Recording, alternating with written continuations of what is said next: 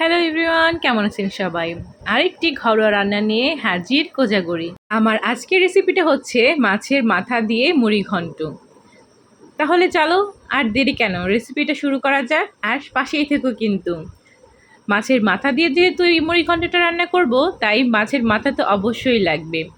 হলুদ এবং লবণ দিয়ে মাছের মাথাটা প্রথমেই ভেজে নিচ্ছি। মাছের মাথাগুলো ভাজার পর এবার মুড়িঘণ্ট রান্নার জন্য যে চালটা ব্যবহার করব সেই চালটাও ভেজে নেব। এই যে এখানে আমি চিনি গুঁড়ো চাল ব্যবহার করেছি। কিছুটা পরিমাণ তেল দিয়ে এই চালটা একটু ভেজে নেব। ভাজার পর চালটা আলাদা বাটিতে উঠিয়ে নেব। এরপর আবার তেল গরম করে তেজপাতা ফোড়ন দিয়ে দিব। তেজপাতা লালচে হয়ে আসলে তার মধ্যে বাকি মশলাগুলো দিয়ে দিব। এবার মশলাটা দিয়ে দিচ্ছি। এখানে কি কি মশলা আছে সেটা না হয় বলে দিলাম। এখানে আছে জিরা বাটা, হলুদের গুঁড়ো, মরিচের গুঁড়ো আর স্বাদমতো লবণ। মশলাটা এবার ভালো করে কষিয়ে নেব যে পর্যন্ত মশলার ওপরে তেল ছেড়ে না দিচ্ছে। এই যে দেখো, মশলাগুলো কিন্তু ভালোভাবে কষিয়ে এসেছে। এই পর্যায়ে আমি কয়েকটা কাঁচা লঙ্কা ফালি দিয়ে দিলাম।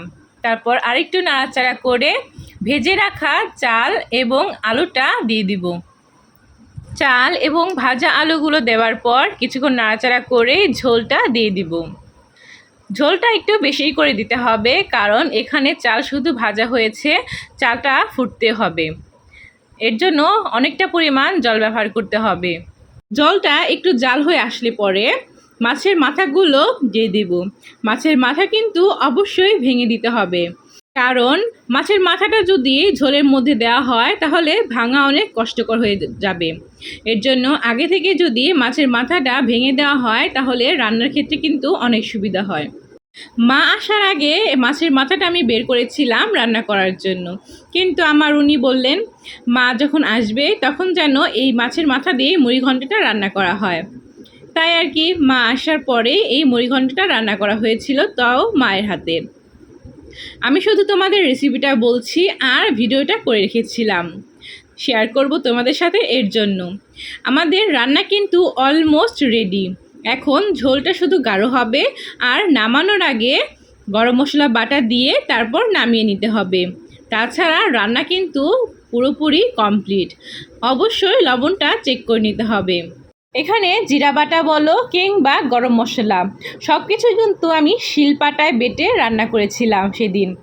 আসলে এখন আমি সব কিছু শিলপাটা বেটেই রান্না করি, কিন্তু আগে সব কিছু গুঁড়ো মশলাই ব্যবহার করতাম, যেগুলো প্যাকেট কিনতে পাওয়া যায় বাজারে। এখন আর সেগুলো কেনা হয় না, কারণ এখন যেটা প্রয়োজন হয় সেটা আমি নিজের হাতে বেটে তারপরেই রান্নাটা করি। আর সত্যি বলতে বেটে রান্না করার যে স্বাদ সেটা কিন্তু ওই কেনা গুঁড়া মশলায় পাওয়া যায় না। আর হ্যাঁ, এই রান্নায় কিন্তু সামান্য পরিমাণ চিনি অবশ্যই দিতে হবে। যদি চিনিটা না দেওয়া হয় তাহলে কিন্তু রান্নার স্বাদটা আসবে না। এই যে মা হাতে করে চিনি দিচ্ছে। মা সব মশলাই হাতে ব্যবহার করে, কারণ হাতের মাপ নাকি আমার রান্না কিন্তু একদম কমপ্লিট। দেখো ঝোলটাও শুকিয়ে এসেছে আর সবগুলো উপকরণ দেওয়া হয়ে গেছে। তো বলো কেমন লাগলো আমার এই রেসিপিটি।